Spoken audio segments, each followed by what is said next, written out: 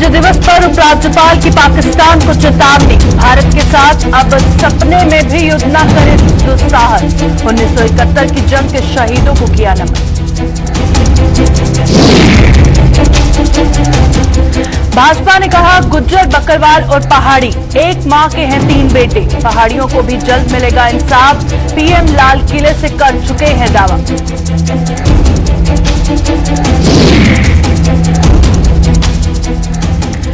खाकी को बेइज्जत करने वाले की निकली हेकड़ी, कैमरे के सामने माफी मांगकर छुड़ाई अपनी जान। बुजुर्ग ने पुलिस अधिकारी पर लगाए थे कई संगीन आरोप।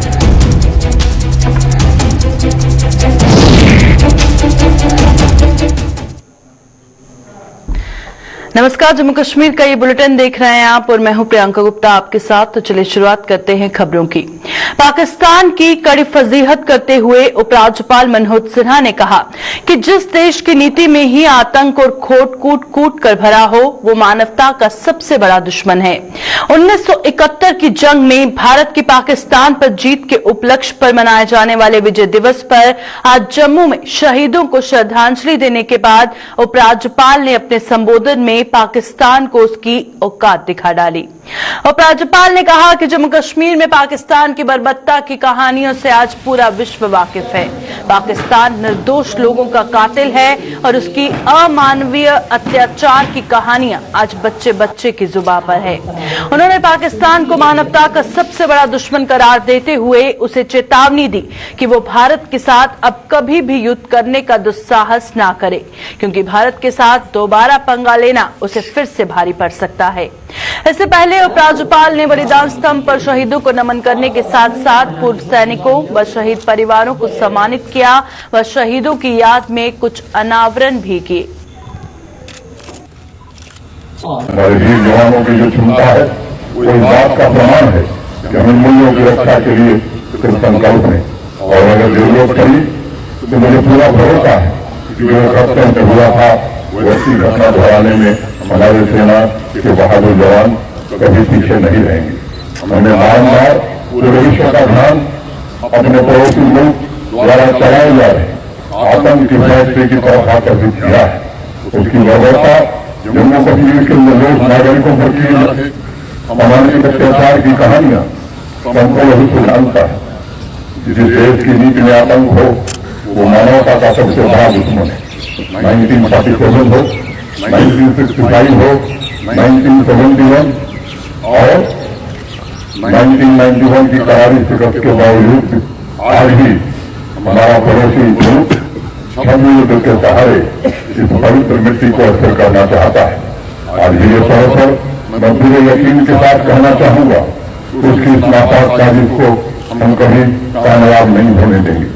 और आतंकवाद को समूह नष्ट करने के लिए हमारे बहादुर जवानों का जो फंड है, हमारे सीएपीएफ और पुलिस के जवानों का जो फंड है वो निश्चित रूप से अंतिम मुकाम तक पहुंचेगा।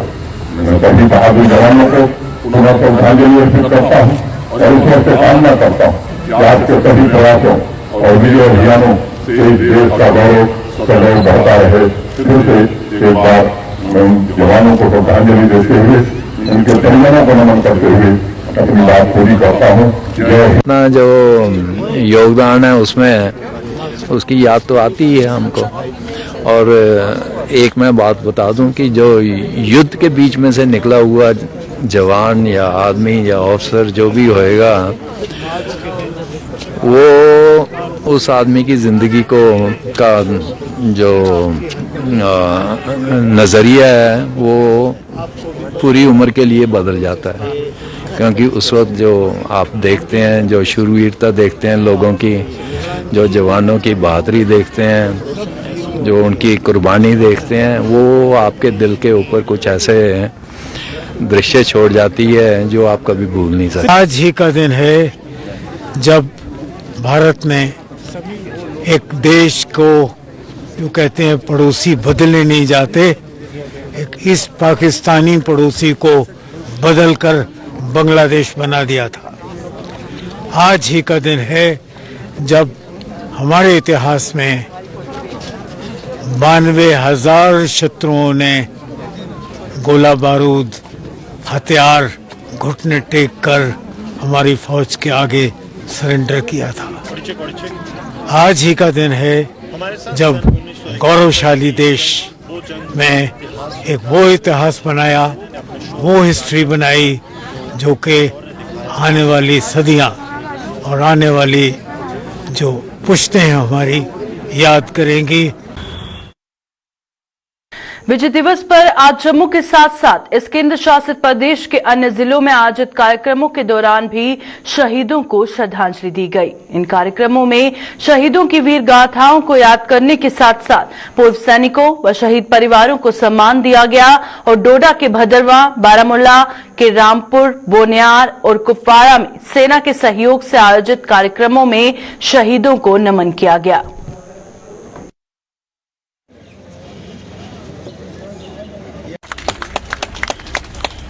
सिपाही कृष्णलाल जी,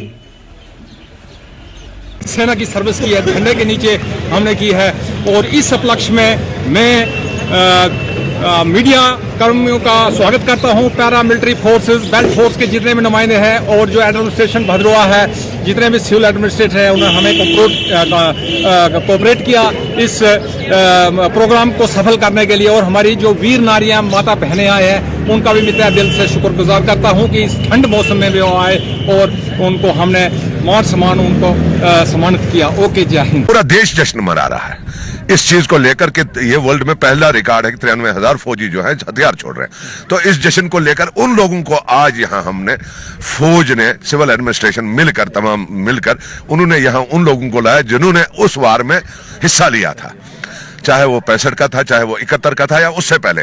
एक हमारे पास बुजुर्ग एक आया, वो 82 साल के हैं। इसी तरह मैं चाहता हूं कि मेरे देश में और मेरी रियासत जम्मू कश्मीर में अमन कायम हो, तरक्की कायम हो, खुशहाली कायम हो।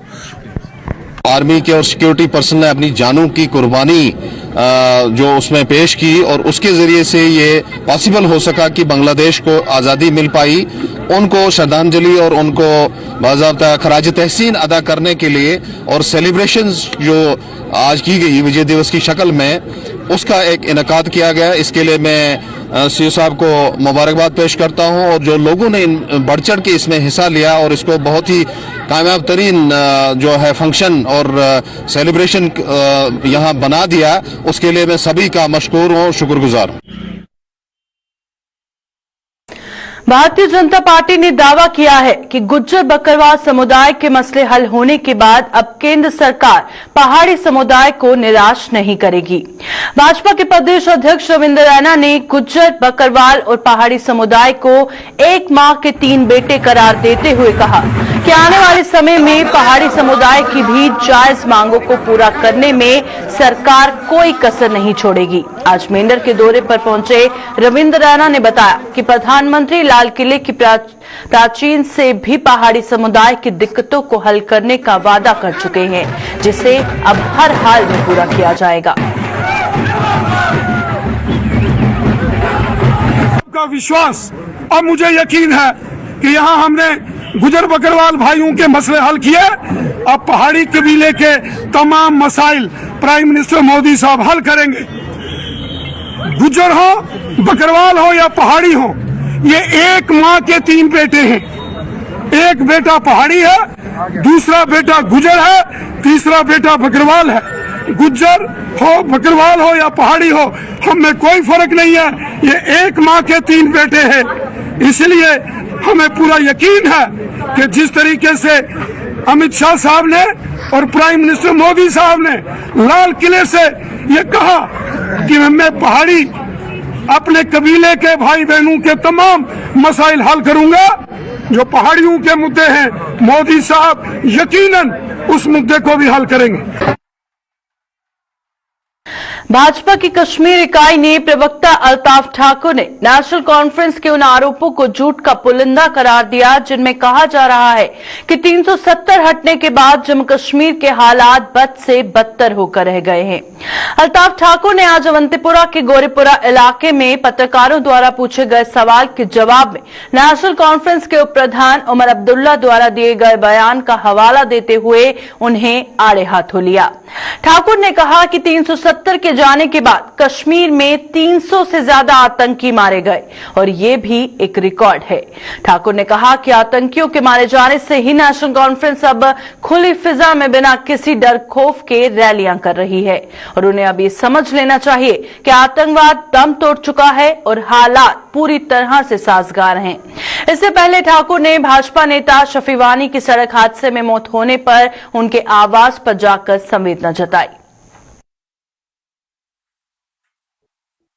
मैं उमर साहब से पूछता हूँ, आप कुपवारा जा रहे हैं, आप अनंतनाग जा रहे हैं, आप खुले फिजा में इलेक्शन कर रहे हैं।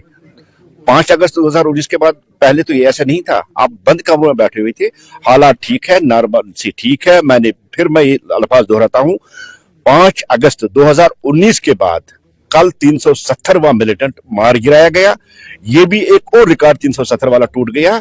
इसका सीधा सा ये मतलब है कि हालात नॉर्मल ही है। उसी नॉर्मल किसी वजह से आप जितनी भी पॉलिटिकल पार्टी है वो खुले फिजा में सांस ले रही है और खुले फिजा में वो पब्लिक रैलियां कर रही है। इसका सीधा सा मतलब है कि जम्मू कश्मीर में हालात ठीक है और मिलिटेंसी का यहाँ खात्मा। डोडा में बुधवार को गाड़ी पर अवैध पार्किंग का स्टिकर लगने पर सरेआम ट्रैफिक पुलिस के एक अधिकारी के खिलाफ अपशब्दों का उपयोग कर नैतिकता की सभी सीमाएं लांघने वाले इश्तियाक बेग नाम के बुजुर्ग की हेकड़ी आखिर आज निकल ही गई। एक वर्दीधारी को सरेरा बेइज्जत करने और उसे भ्रष्टाचारी करार देने के आरोप में जब इस बुजुर्ग पर कानून का डंडा चलने लगा तो इसने गुलिस्तान न्यूज के सामने माफी मांगने में ही अपनी भलाई समझी। गुलिस्तान न्यूज ने ही बुधवार को डोडा के बाजार में इस बुजुर्ग द्वारा किए गए तमाशे को उजागर किया था, लेकिन तब मौके पर मौजूद ट्रैफिक पुलिस के अधिकारी ने संयम बरतते हुए कोई प्रतिक्रिया नहीं दी थी। पुलिस ने इस बुजुर्ग को उसकी उम्र का हवाला देते हुए माफी मांगने की सलाह दी, जिसके चलते इश्तियाक बेग ने कैमरे के सामने माफी मांगने में ही अपनी भलाई समझी। देखिए क्या कहना था इश्तियाक बेग का। मेरी कोई इंटेंशनली नहीं थी, वहाँ के ट्रैफिक वालों के साथ मेरा कोई इंटेंशनली कोई बात थी, न मुझे इंटेंशनली है न मुझे इनके साथ वास्ता है। सडनली वहाँ पे बहुत जैमिंग थी, इन्होंने स्टिकर लगाया तो मुझे उस पर थोड़ा सा गुस्सा आ गया। मैंने गुस्से में बोला इतनी गाड़ियां लगी हुई हैं, मैं एक सीनियर सिटीजन हूँ, मैंने क्या इल्जाम लगाने हैं उनके ऊपर, वो भी अपनी ड्यूटी अंजाम देते हैं। मैंने भी बहस में क्या बोल दिया होगा, आज मीडिया में आने की क्या जरूरत यही है कि मुझे कोई इंटेंशनली ट्रैफिक पुलिस के साथ कुछ नहीं है, ये सडनली हो गया। जो कुछ भी कॉल हुआ ये सडनली हो गया, बाकी कोई इसमें। और रोजमर्रा हमारा पुलिस के साथ ही उठना बैठना राबता है, इससे आगे इतना मैंने आपको बता देना था। इसके लिए बहुत बहुत शुक्रिया, आप यहाँ तक आ गए। बाकी जम्मू के नगरोटा इलाके में स्थित फूडक्राफ्ट इंस्टीट्यूट को नई कंप्यूटर लैब मिल गई है। ये कंप्यूटर लैब स्थापित होने पर आज इसका उद्घाटन उच्च शिक्षा विभाग के principal secretary doctor Asghar Hasan Samoon ने किया। डॉक्टर समून ने इस लैब का उद्घाटन करने के बाद यहां ट्रेनिंग ले रहे बच्चों से भी बातचीत कर उनके द्वारा किए जा रहे कोर्स की जानकारी ली।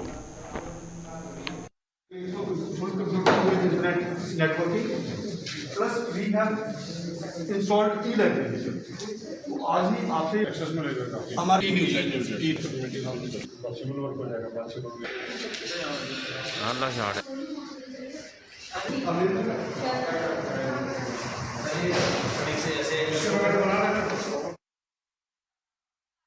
प्राकृतिक खेती पर आज आयोजित राष्ट्रीय सम्मेलन में प्रधानमंत्री नरेंद्र मोदी द्वारा दिए गए संबोधन की चारों ओर सराहना हो रही है।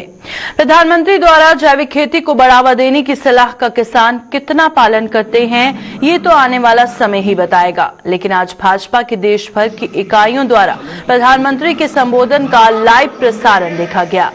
भाजपा के चक्रोही मंडल ने कार्यकर्ताओं के साथ साथ किसानों को लाइव प्रसारण दिखाया, जिसमें पार्टी के प्रदेश उपाध्यक्ष व पूर्व मंत्री श्यामलाल चौधरी विशेष रूप से मौजूद रहे। उधर भाजपा की बिश्नोई इकाई की ओर से भी लाइव प्रसारण की व्यवस्था की गई थी।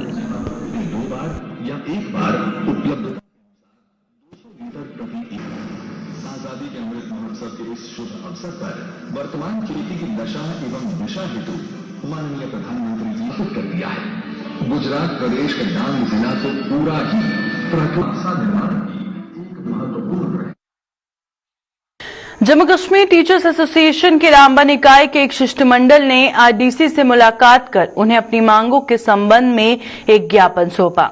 एसोसिएशन ने कुछ टीचरों पर ही प्रशासन के आदेश का उल्लंघन करने का आरोप लगाया और इनका कहना है कि कुछ टीचर नियम कानूनों की सरेआम धज्जियां उड़ा रहे हैं, जिन पर प्रशासन को सख्त कार्रवाई करनी चाहिए। और क्या कहना है इन टीचरों का, आइए आपको बताते हैं। सेक्रेटरी एजुकेशन ने एक ऑर्डर किया था कि जितने भी टीचर्स ऑफिस के अंदर नॉन टीचिंग वर्क में इन्वॉल्व है उनको सबको रिलीव किया जाएगा और अपने स्कूलों में भेजा जाए। उसके बावजूद भी सीओ रामन ने उसके ऊपर कोई एक्शन नहीं लिया। इसी चलते आज हम डिप्टी कमिश्नर रामन से मिले थे और उनके साथ हमारी बड़ी तफसील में ये बात हुई कि सर डिटैचमेंट को लेकर सीओ रामन ने कोई एक्शन नहीं किया। इसकी वजह से हमारे जो बच्चे हैं स्कूल में बहुत जो सफर हो रहे हैं। डिप्टी कमिश्नर रामन के साथ हमारी बड़ी तफसील बातें और उन्हें हमें एश्योरेंस किया है कि विद इन डेज में इसके ऊपर बहुत कार्रवाई की जाएगी और हमें उम्मीद भी है डीसी रामन जो है इसके ऊपर बहुत एक्शन लेंगे और आने वाले टाइम में जो भी टीचर्स ऑफिस के अंदर नॉन टीचिंग वर्क में इन्वॉल्व हैं वो वहाँ पर नहीं दिखेंगे।